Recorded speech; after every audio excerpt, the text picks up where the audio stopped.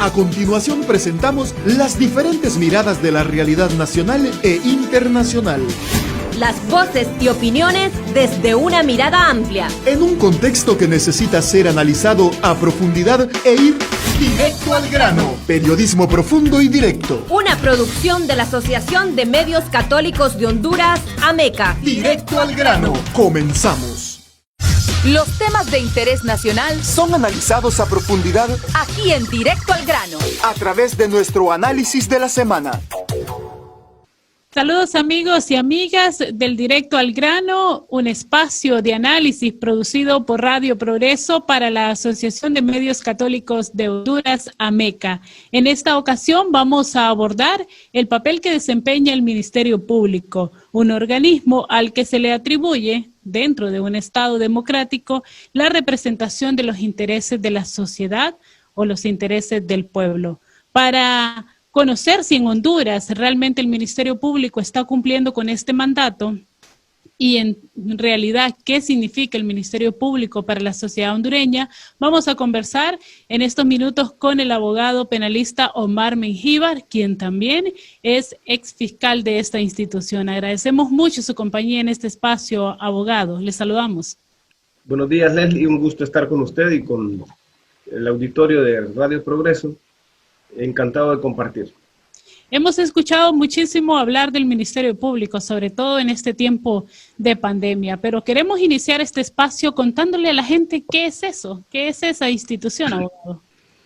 El Ministerio Público es el organismo que, de acuerdo a la Constitución de la República y su propia ley, desde luego, tiene atribuida la función de perseguir el delito, de investigar la ocurrencia de los delitos, de descubrir a sus autores y promover la acción penal, es decir, las acusaciones ante los juzgados para deducir la responsabilidad a quienes sean los autores, los responsables de estos delitos. Es decir, que el Ministerio Público es como la llave de entrada a la justicia penal. Es el garante de que no exista la impunidad, es el responsable de combatir la impunidad. Al Ministerio Público no le toca prevenir delitos. Esa es función de la policía. Esa es función que le corresponde a la Secretaría de Seguridad. Pero una vez que ocurre el delito, porque falló la prevención, porque no fue capaz el Estado, a través de sus medios legítimos, de impedir que ocurriera un delito, entonces le corresponde al Ministerio Público asegurarnos a toda la población, a toda la sociedad, de que ese delito que no fue posible evitar no quedará impune. Esa es básicamente la función del Ministerio Público, asegurarnos el acceso a la justicia penal, evitando la impunidad. Por eso es que es clave el Ministerio Público, por eso es que es fundamental su función para un adecuado funcionamiento de la democracia, un adecuado funcionamiento de la sociedad, para que la vida de la sociedad se desarrolla en un ambiente de confianza y de seguridad. Ese es el aporte que le corresponde dar al Ministerio Público en una sociedad democrática y en un Estado de Derecho. Si nos recuerda, abogado, ¿desde cuándo en Honduras existe esta institución? Bueno, el Ministerio Público existe prácticamente desde que nació el Estado de Honduras, digamos. Sería difícil para mí precisarle una fecha en que surge como idea el Ministerio Público. Pero el Ministerio Público que conocemos hoy, que idealmente debería funcionar así como está concebido en la ley y en la Constitución, ese surgió en 1994. Su ley orgánica fue aprobada en diciembre de 1993. Antes de eso existía el Ministerio Público, existían los fiscales, pero eran funcionarios dependientes del Poder Judicial. Teníamos un sistema de enjuiciamiento penal que concentraba todas las funciones en el juez. El juez era el que investigaba, el juez era el que acusaba y el juez era el que juzgaba. En una sola persona, en un solo funcionario, estaban concentradas tres funciones que ciertamente deben ser separadas, deben estar separadas, porque el juez debe ser solo un tercero que decide una disputa que es planteada entre dos partes, y ese tercero, que es el juez, debe ser imparcial, debe ser independiente, no debe estar contaminado. Pero si el juez era quien investigaba y de acuerdo a esa investigación llegaba a concluir que determinada persona era responsable de un delito, ese mismo juez era el que acusaba.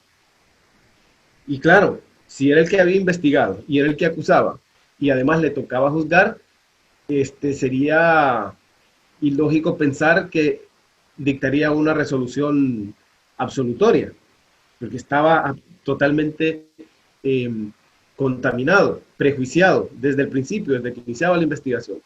Y entonces daba mucho lugar a la corrupción, porque había demasiada concentración de poder en el juez y eso daba lugar a la corrupción. Y solo a través de la corrupción se podía lograr absolver a una persona, a una persona que ese juez había decidido acusar.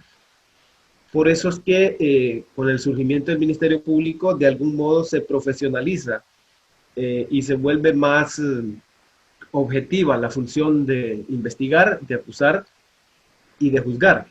Por supuesto, en teoría, porque a lo largo del tiempo, estas instituciones, y especialmente el Ministerio Público, ha ido cayendo en una degradación permanente, constante, parece indetenible, donde cada vez el Ministerio Público se aleja más de sus funciones, las funciones correctas que le asigna la Constitución de la República y del espíritu de esa institución. Cada vez es degenerado un poco más, porque ha sido politizado.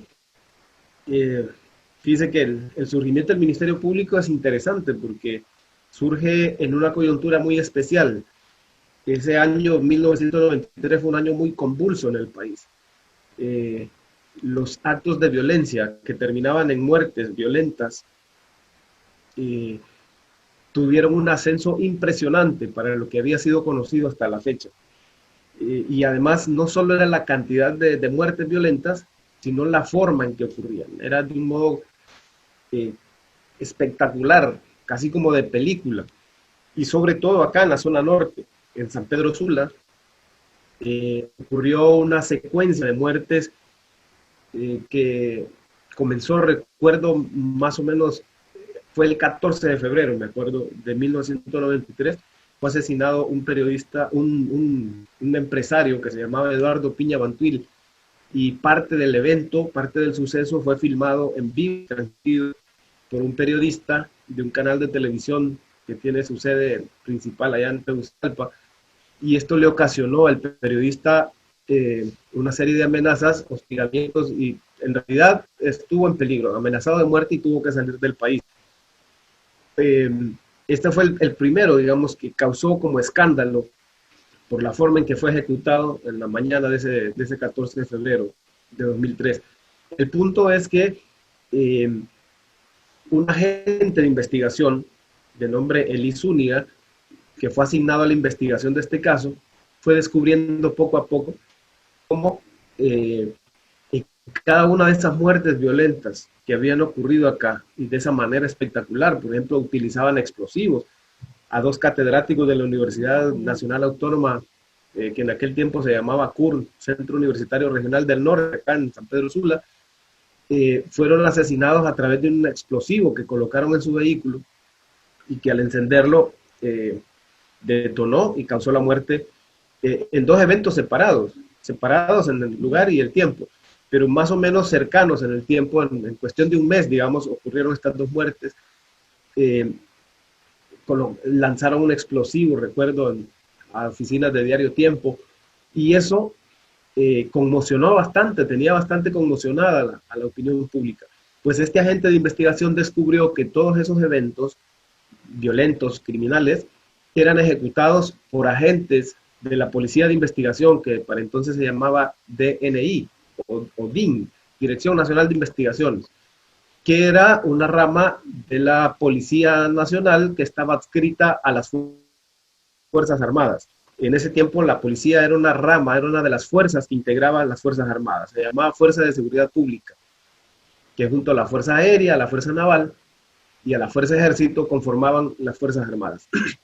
Eso dio lugar al nombramiento por parte del gobierno central de una comisión ad hoc para que analizara la situación de violencia del país y analizara propuestas para enfrentar esa situación de violencia y criminalidad. Y fue esta comisión ad hoc, que por cierto la presidió Óscar Andrés Rodríguez, la que propuso, en primer lugar, la eliminación de esa policía de investigación, que era una policía criminal. En realidad, la DNI, por ejemplo, el jefe de narcóticos, esto lo denunció el agente Eli Zúñiga, el jefe de narcóticos cobraba una renta mensual a una cadena de negocios en San Pedro Sula y otros lugares que estaban bajo su égida para permitirles operar libremente en la venta de drogas. Entonces, en vez de combatir la venta de drogas, lo que hacía era apañar la venta de drogas a cambio de sobornos que recibía mensualmente. Entonces, esta comisión ad hoc, repito, recomendó la supresión, eliminación del DIN y la creación en su lugar del Ministerio Público, el cual dentro de su seno debería contar con una policía de investigación.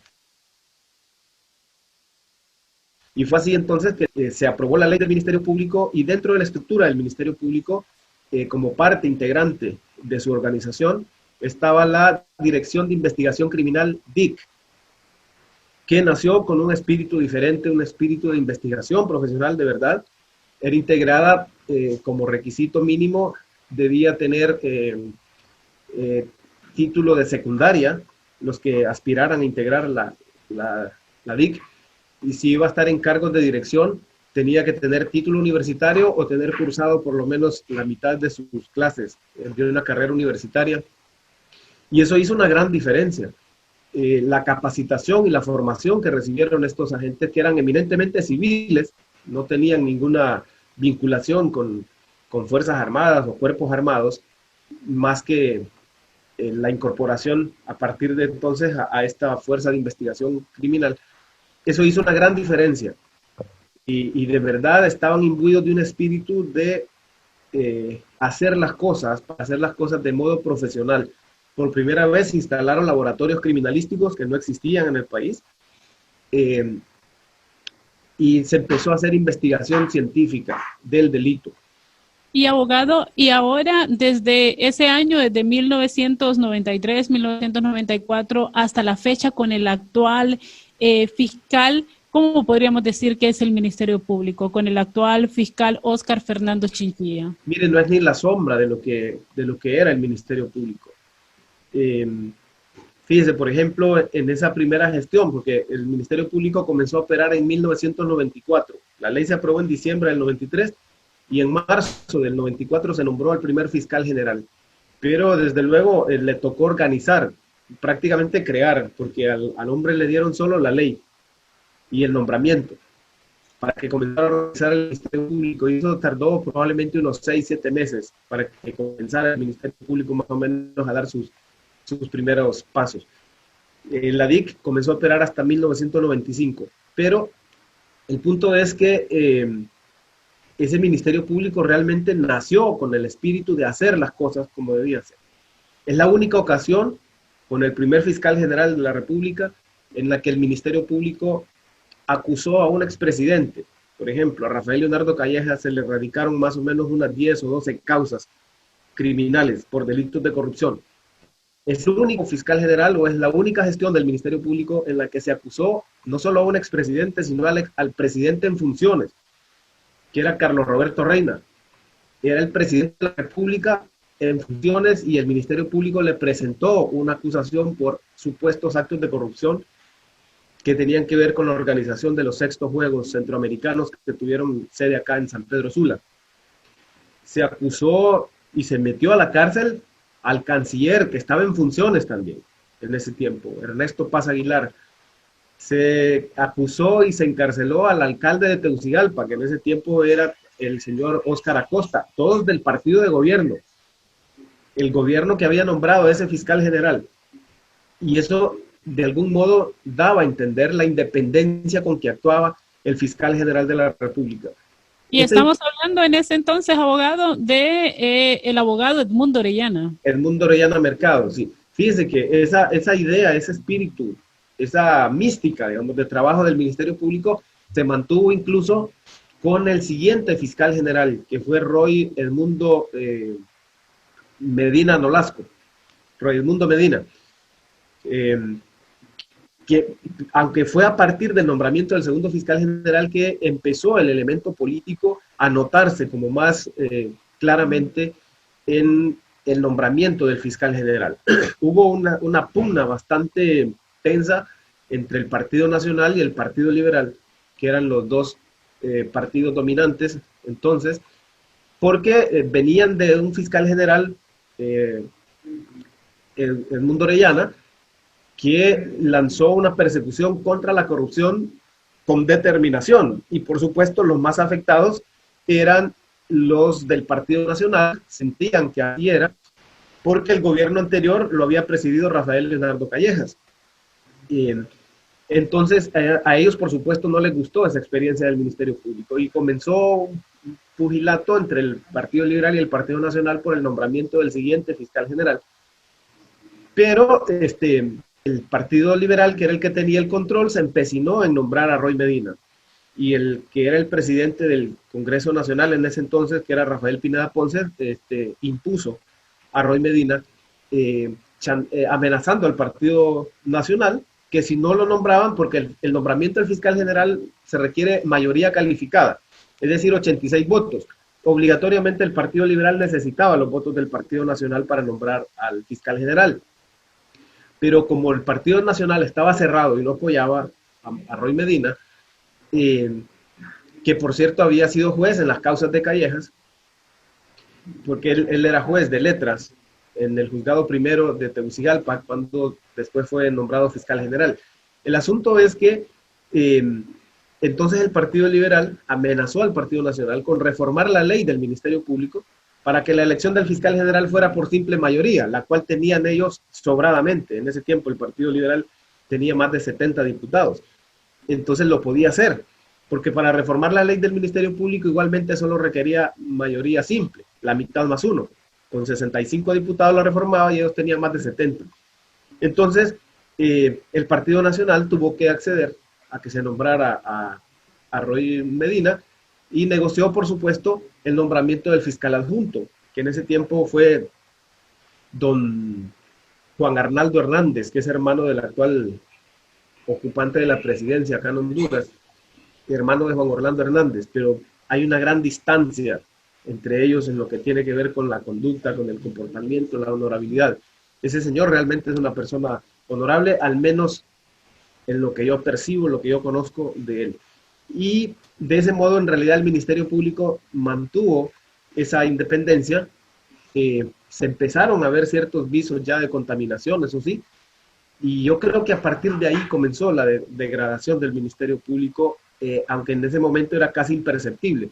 Pero con el tercer fiscal general sí definitivamente detonó la cuestión, que fue Ovidio Navarro, porque fue un acto descarado. Ya a esas alturas el gobierno lo dirigía el Partido Nacional con Ricardo Maduro en la presidencia de la República y Porfirio Lobo Sosa en el Congreso Nacional.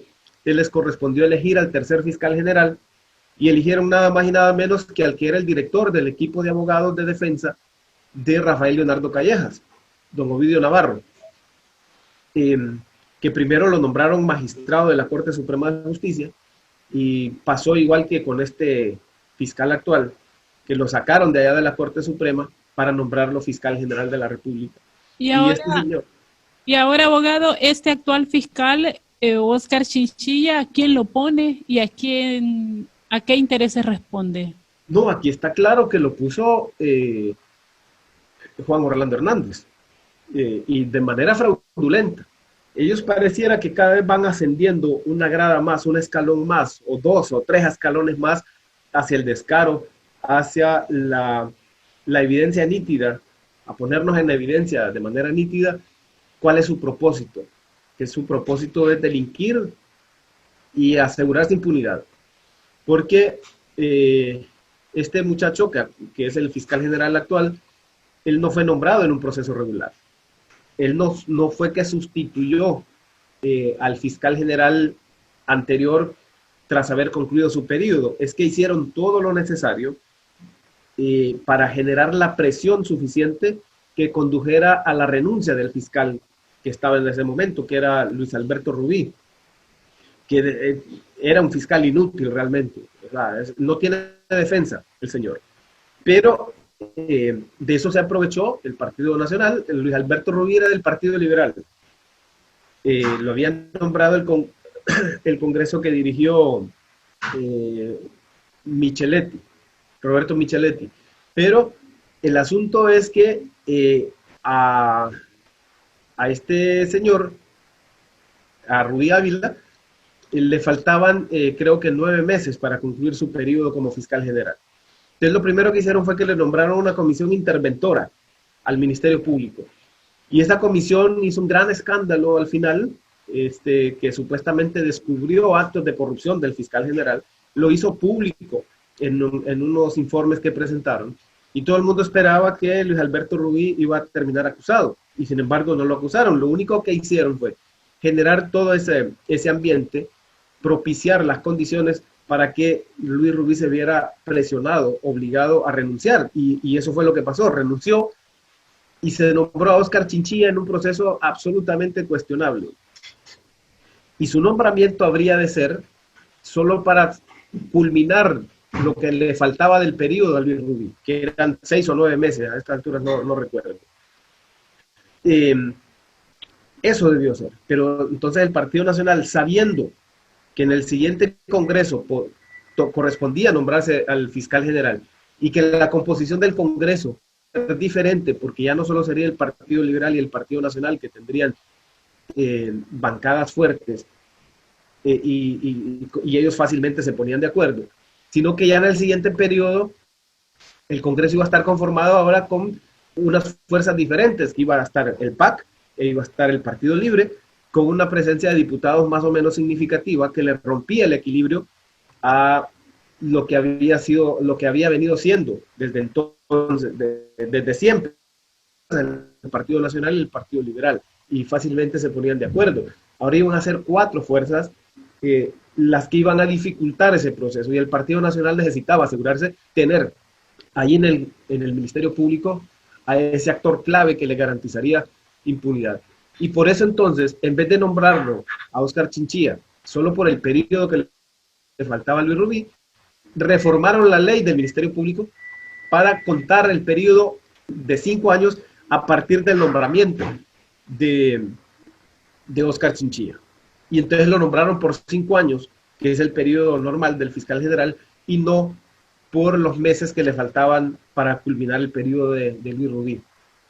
Y luego lo reeligieron igualmente de manera fraudulenta, inconstitucional, porque este fiscal general ni siquiera se postuló. De hecho, hizo pública su intención de no reelegirse, que no le interesaba continuar en el cargo, porque lo propuso ante la Junta Proponente, lo propuso ASJ como candidato, y la Junta Proponente le dio un término para que en 48 horas, creo,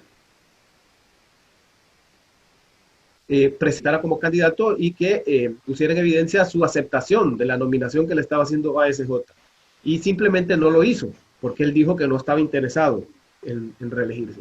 Abogado, ¿y cómo explicarle a la gente eso que pregunta bastante? ¿Por qué ahora mismo, cuando hay tantas denuncias por supuestos actos de corrupción en el marco de esta pandemia, por qué está tan ausente ese fiscal general y el fiscal adjunto también? Porque es evidente que él sigue siendo leal al compromiso que asumió cuando lo nombraron ahí. A él no lo hubiesen nombrado si no es que se comprometió con esas fuerzas que dirige Juan Orlando Hernández para fungir como fiscal general. Si él no asume ese compromiso, no lo nombran.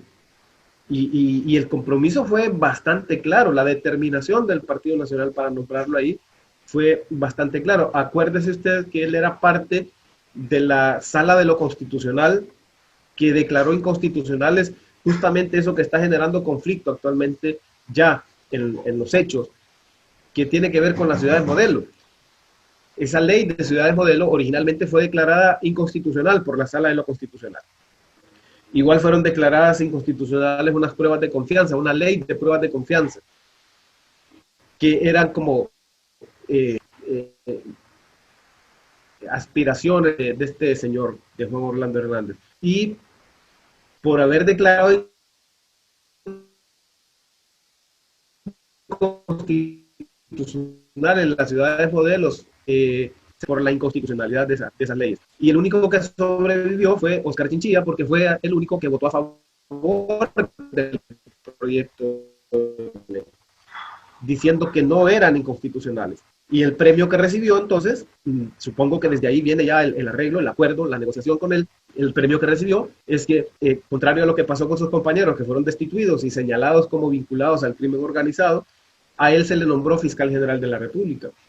Repito, en un proceso viciado absolutamente, porque él no pasó las pruebas que determinó la Junta Proponente para seleccionar a los 5 candidatos, que sería la nómina de 5 candidatos que sería remitida al Congreso. Él fue expulsado en la tercera ronda, creo, y faltaban 2 más. Y tuvo que plantearse una modificación del reglamento interno bajo el cual funcionaba la Junta Proponente para hacerlo retornar, y eso provocó incluso una crisis dentro de la Junta Proponente, porque renunció a la integración de esa Junta Proponente el Comisionado Nacional de los Derechos Humanos, renunció la representación de la Universidad Nacional Autónoma de Honduras, renunció también la representación de sociedad civil, que en ese tiempo la tenía asignada exclusivamente a SJ, y renunció una lista de candidatos que yo estoy seguro eran los mejores postulantes.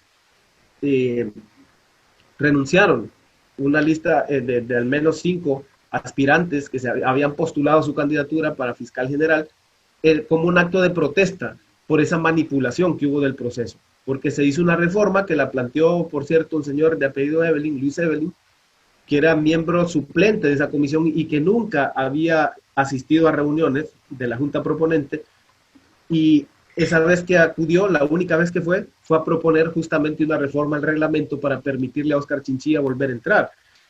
Igualmente, ya cuando fueron a las audiencias públicas que realiza el Congreso Nacional para decidir a quién va a nombrar, en esas audiencias públicas hubo uno de los candidatos que iba en esa lista que mandó la Junta Proponente, Ibis Disco Avaría, que en transmisión en directo, en vivo, en la televisión, se paró y dijo que debía reconocer que él había ido ahí por cumplir con la formalidad, pero que debíamos ser honestos con el pueblo hondureño y decirles que eso era una payasada, que era una farsa lo que estaban haciendo, porque ya estaba decidido quién iba a ser el fiscal general de la República, y que era una falta de respeto que hicieran que varios candidatos que son honorables y que tenían las calificaciones oficiales para el cargo, se les hiciera ir a esa farsa cuando la decisión ya estaba tomada. Y efectivamente así fue, porque ya se había determinado que era Oscar Chinchilla el fiscal general. Todo eso le da a usted las señales que le hacen entender que efectivamente él fue nombrado ahí a cambio de un compromiso.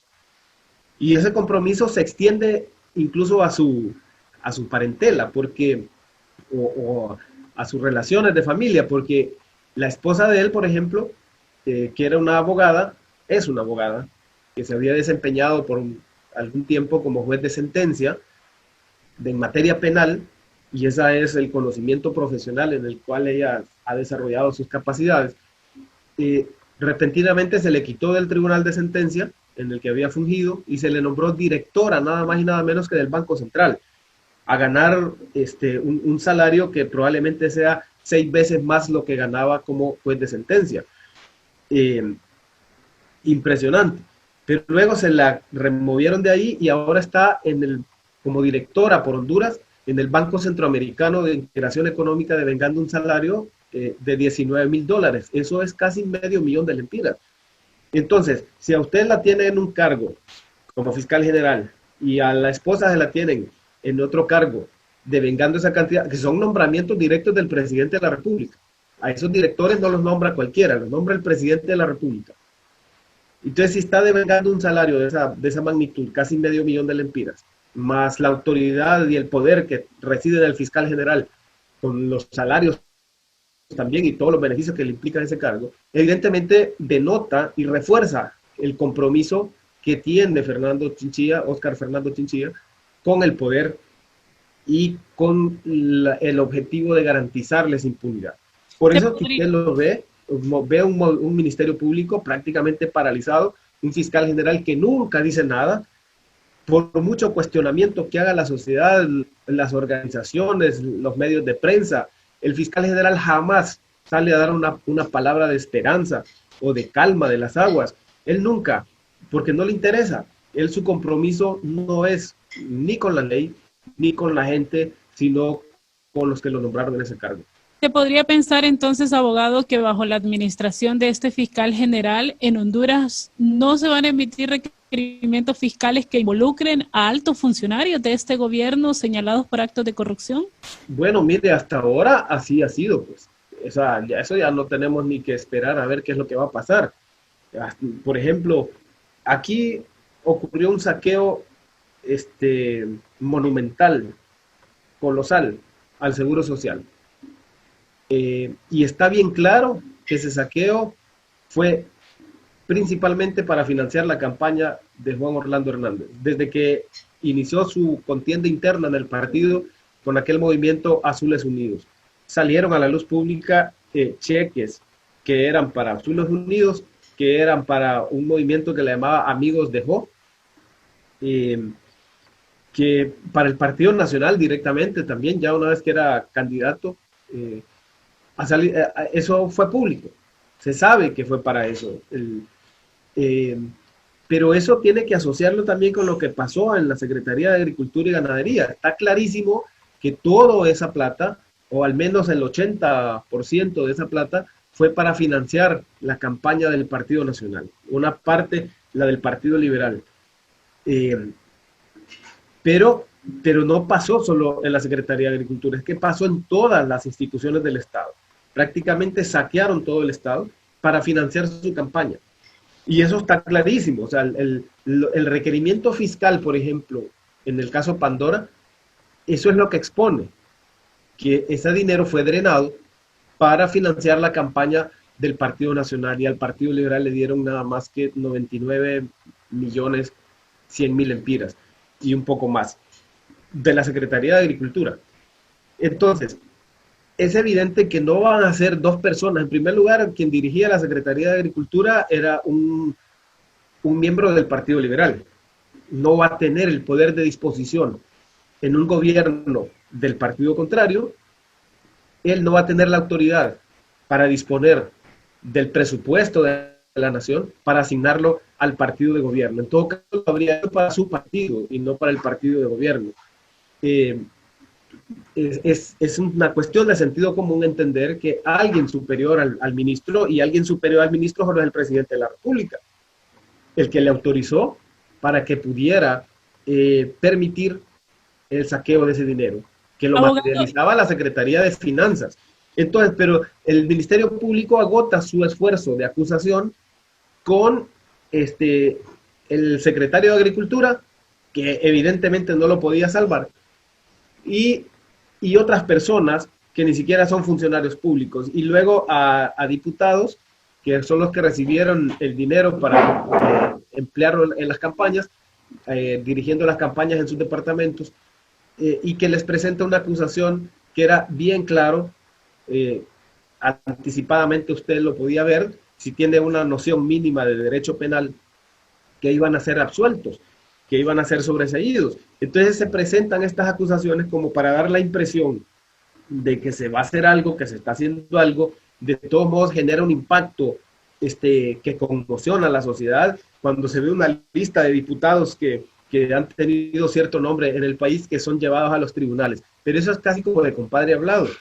Y no solo con el Ministerio Público, sino también, y sobre todo, con el sistema de justicia que dirige, que representa a los jueces, porque a ellos se les acusa ante la Corte Suprema de Justicia, ante los magistrados que ellos mismos, esos diputados acusados, son los que nombraron para desempeñarse en ese cargo. Entonces, todo es una pantalla, todo es una farsa para hacernos creer que se está haciendo algo, pero nunca usted va a ver ahí que el cabecilla de esta gran operación de saqueo del país vaya a aparecer, ni los más cercanos a él, ni siquiera el círculo más cercano a él existe posibilidad objetivamente de ser acusado por este Ministerio Público, por este fiscal general.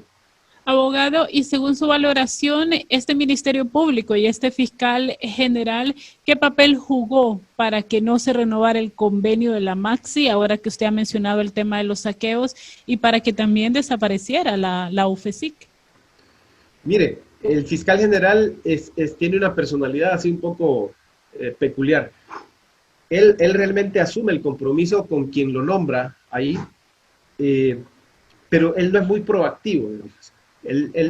Usted no lo va a ver haciendo alguna gestión. Él deja que las cosas fluyan y que sean los que están afuera, los que están atrás de él, los que dirijan todo, los que hagan todo, y él simplemente no se asoma, ni siquiera dice nada.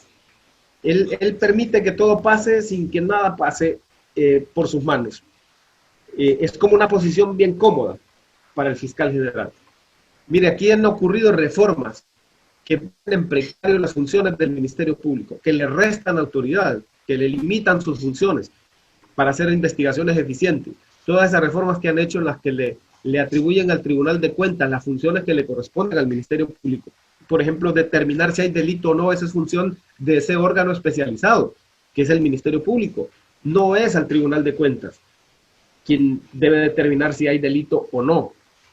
Eso es el Ministerio Público a través de una investigación objetiva, científica y profesional que debe dirigir para descubrir si hay delito o no. Pero el Congreso Nacional le ha quitado esa función cuando se trata de delitos de corrupción y especialmente cuando se trata de manejo de fondos públicos, le ha atribuido esa función al Tribunal de Cuentas, que su especialidad es la auditoría, son asuntos contables, no es la materia penal.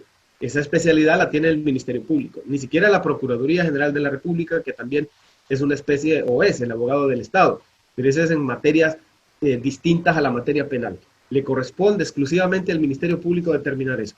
Y usted no ha escuchado que el fiscal general diga algo, que proteste, que dé su opinión para alentar a la sociedad, por lo menos a que lo defiendan, a que defiendan al Ministerio Público. No, a lo sumo que ocurre es que el fiscal general adjunto publica un tuit en su cuenta personal emitiendo su opinión, la opinión del fiscal general adjunto, que no es el representante legal del Ministerio Público. Lo es solo en ausencia del fiscal general. Pero como el fiscal general siempre está ausente, entonces uno lo que conoce son las opiniones personales a través del Twitter personal del fiscal general adjunto, que lo hace además también ahí, ¿verdad? Solo en Twitter. No lo ven en una comparecencia pública. Esas autoridades del Ministerio Público han abandonado a su representado. Su representado es la sociedad, es el pueblo. Y nunca el fiscal general le da una explicación al pueblo. Entonces él deja que los que están atrás de él, los que manejan los hilos, hagan las cosas, y él simplemente se somete, y somete a la institución, que es lo más triste, que es lo deplorable, lo lamentable, y por supuesto lo reprochable en él, porque permite que la institución quede sometida a los designios de los sinvergüenzas, de los que elaboran todo para su conveniencia, las leyes. Ya ni siquiera puede hacer una inspección al Ministerio Público cuando se trata de delitos de corrupción y manejo de fondos públicos. Cuando le toque decomisar documentos ya no lo puede hacer, sino es que voluntariamente el funcionario que tiene en custodia esos documentos se los entrega. Y si no se los entrega voluntariamente, tiene que ir a gestionar una orden judicial que le da el espacio al funcionario que custodia esos documentos para alterarlos, para desaparecerlos o para sustituirlos. O arriesgándose de que el juez no emita la orden de secuestro, o que la demore, que la retarde. Y el fiscal general, como que si no pasa nada. Entonces, eso es lo que pasó con la Maxi. Los que están detrás de él y los que se vieron afectados por el papel de la Maxi, porque no se esperaban que resultara de la manera que resultó la Maxi, hicieron todo lo necesario para impedir la renovación, para neutralizar el trabajo de la Maxi y ya al final de cuentas para no renovar el convenio. Y el fiscal general nunca salió a defender eso, jamás. Una vez que se fue, de lo más tranquilo, sustituyó a la UFESIC por lo que ahora se llama la UFERCO, pero con una serie de limitaciones. Por ejemplo, la UFERCO ya no puede investigar libremente la corrupción, aunque sea evidente la corrupción y que sea evidente también que es cometida por redes. si no le asigna directamente el director de fiscales un caso, la UFERCO no puede trabajar. Aunque la gente le reclame y la gente pueda publicar y exigir y decir y qué está haciendo la UFERCO y qué hace ese tal Luis Javier Santos, que no hace nada, está bien, están pasando las cosas, pues no hace nada, porque si el director de fiscales no le asigna el caso, simplemente no puede hacer nada. Y está claro que como política institucional ha determinado el fiscal general que esos casos los va a conocer la Fiscalía Histórica que ha tenido el Ministerio Público contra la corrupción, que ha sido un fracaso toda la vida, esa fiscalía. Y esa es la que se está encargando de hacer esta investigación actualmente con toda la corrupción que ha ocurrido en esto de la pandemia. Y la UFERCO está de brazos cruzados, quizás terminando de trabajar los casos que le heredó la Maxi. Abogado, ya para ir finalizando con lo que usted explica en manos de quién está el Ministerio Público, pero sobre todo esa importancia que tiene en la vida de un Estado democrático, ¿es rescatable esta institución actualmente en Honduras? Mire, tiene que ver necesariamente por la composición de las fuerzas políticas que integran el Congreso Nacional.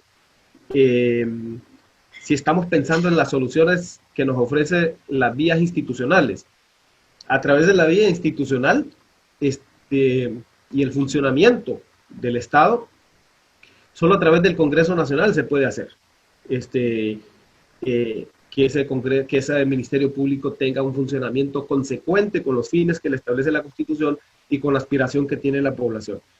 Depende de cómo se conforme el Congreso Nacional y de la inteligencia que tenga la población a la hora de votar. Porque de otra manera, si no es institucional, pues aquí solo, porque el Estado realmente no solo es con el Ministerio Público que muestra su fracaso. Aquí es un fracaso prácticamente todo. La seguridad que está en manos de la Policía Nacional y la Secretaría de Seguridad. Es un fracaso el sistema de salud, es un fracaso el sistema de educación, es un fracaso el sistema de seguridad social, es un fracaso todo, es un fracaso la justicia, que es como lo que más resiente la población y más palpa. Es un fracaso absoluto. Y entonces, si las vías institucionales no nos dan la oportunidad, o no creemos, o dejamos de creer ya la población, y no nos involucramos, entonces lo que queda es la insurrección. Es la organización popular, la acción popular en las calles, o de la forma que defina ya una población indignada para reaccionar, pero yo creo que estamos como bastante lejos de una solución de esas. Es poco probable. Pareciera que la vía única es la vía institucional a través del Congreso Nacional, pero depende entonces de cómo ese Congreso Nacional quede conformado en las próximas elecciones, depende de la gente que vaya ahí. Al final de cuentas es un asunto de cultura política también de la población, de cómo la sociedad y los ciudadanos y ciudadanas asumimos la política y el compromiso ciudadano con el Estado, con la sociedad, para que las cosas puedan cambiar. ¿Y la gente qué tareas urgentes podríamos decir que tiene para crear esas condiciones de poder tener un ministerio público que realmente responda a los intereses de todo el pueblo? Usted ya menciona que también eso pasa por una verdadera representación en el Congreso Nacional, pero desde ya, ¿qué condiciones debe de ir creando la gente que ha visto que el ministerio público no les beneficia absolutamente en nada? Bueno, primero, fíjese, es que la gente debe tomar conciencia del problema, entender el problema, dimensionar lo que representa el Ministerio Público para que funcione adecuadamente la democracia y el Estado de Derecho. Y entender también la importancia de esta fórmula de Estado de Derecho y de democracia. Saber qué incidencia tienen en nuestra vida, en nuestra calidad de vida, cómo son determinantes en nuestra calidad de vida, pero luego trascender de la toma de conciencia a la toma de acción. Nosotros en general somos bastante cómodos, digamos, en esos temas, y nos limitamos o a publicar algún post en Facebook o en Twitter, en cualquier red social,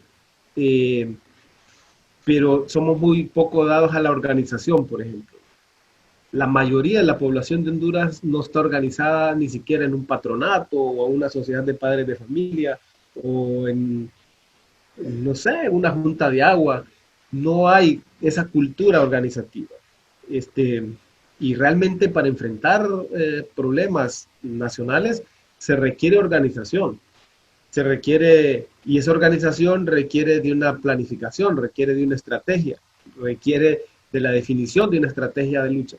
Entonces es muy difícil que así cada quien por su lado, por mucho que tome conciencia, por mucho que entienda el problema, que individualmente cada quien por su lado pueda hacer algo. En realidad se requiere como un ente aglutinador de la sociedad y toda esa inconformidad para que podamos definir una estrategia de lucha y puedan cambiar las cosas.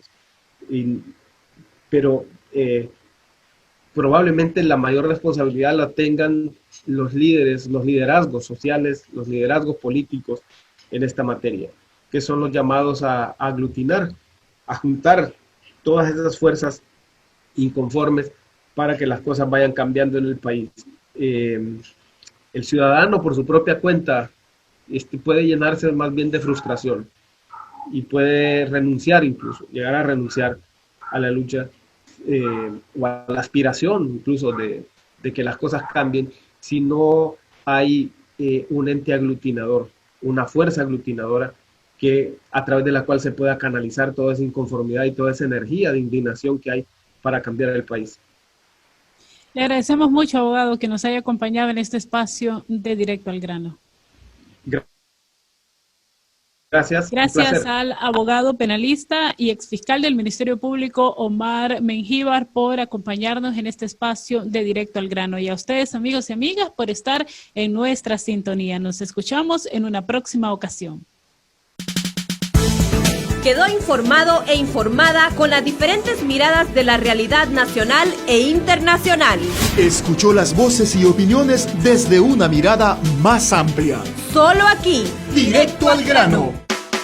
Periodismo profundo y directo. Una producción de la Asociación de Medios Católicos de Honduras, AMECA. Hasta un siguiente programa.